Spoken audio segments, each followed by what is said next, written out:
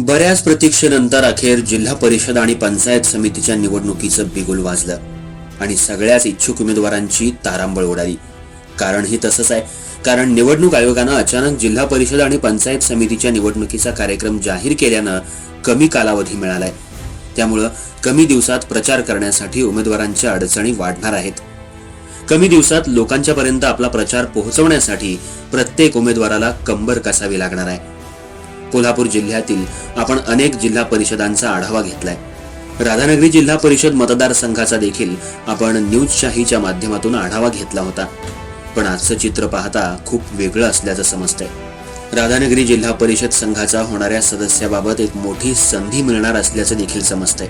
कारण विधानसभा वाढीव मतदारसंघानुसार पुढच्या वेळी शक्यतो राधानगरी हा विधानसभा मतदारसंघ वेगळा होण्याची दाट शक्यता आहे.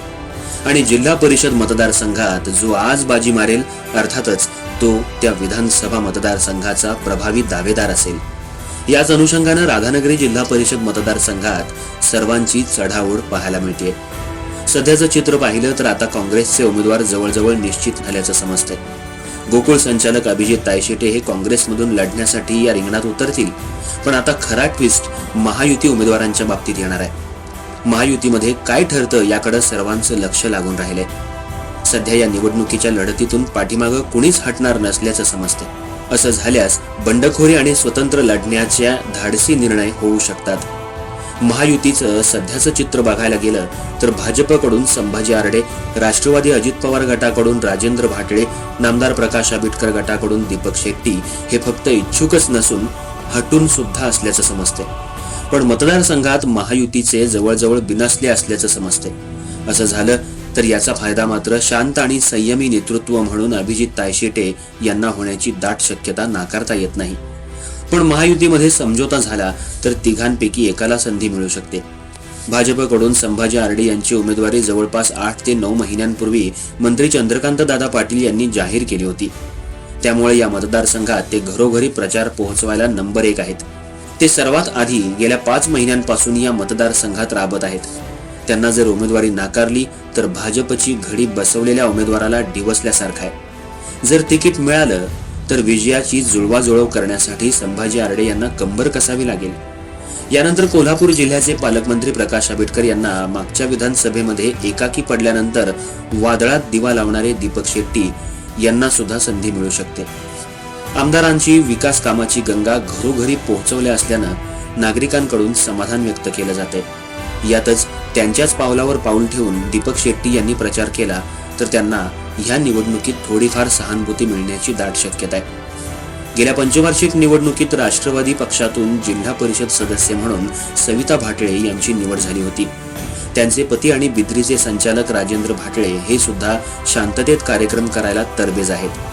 शेवटपर्यंत आपला अंदाज न देणारे राजेंद्र भाटळे यांना मात्र उमेदवारी मिळण्यासाठी आपली ताकद दाखवावी लागणार आहे. मात्र तिघेही स्वबळावर या रिंगणात उतरल्यास वेगळं चित्र पाहायला मिळेल. या निवडणुकीत A.Y. पाटील यांची भूमिका श्रीकृष्णासारखी राहणार आहे. ज्यांना ते पाठिंबा देतील त्यांच्यावर गुलाल जवळपास निश्चित असल्याचं बोललं जाते. त्यामुळेच A.Y. पाटील यांच्या भूमिकेकडे सर्वांचं लक्ष लागून राहणार आहे. पण त्यांनीही जवळपास काँग्रेस बरोबर युती केल्याचं समजते. असं झालं तर राधानगरी जिल्हा परिषद मतदारसंघात काँग्रेसचे उमेदवार अभिजित तायशेटे यांचा विजय जवळपास निश्चित होण्याची दाट शक्यता आहे. पण हे सर्व तर्कवितर्क आहेत.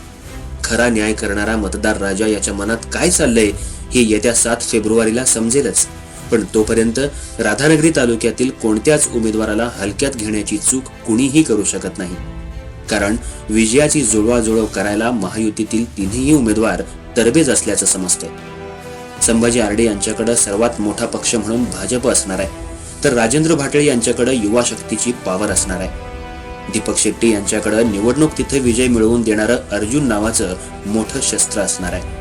सध्या तरी जर हे चित्र या मतदारसंघात पाहायला मिळत असलं तरी कोल्हापूर जिल्ह्यातील संपूर्ण जिल्हा परिषदेचा आढावा आपण पुढील भागात वातावरण जिल्हा परिषदेचं या मालिकेद्वारे तुमच्यापर्यंत पोहोचवू.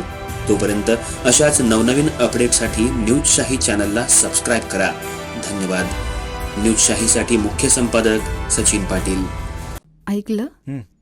गोकुळची बासुंदी पुन्हा खावीशी वाटतेय. खरं सांगू, मलाही खावीशी वाटतेय. पुन्हा पुन्हा खावीशी वाटणारी गोकुळ बासुंदी.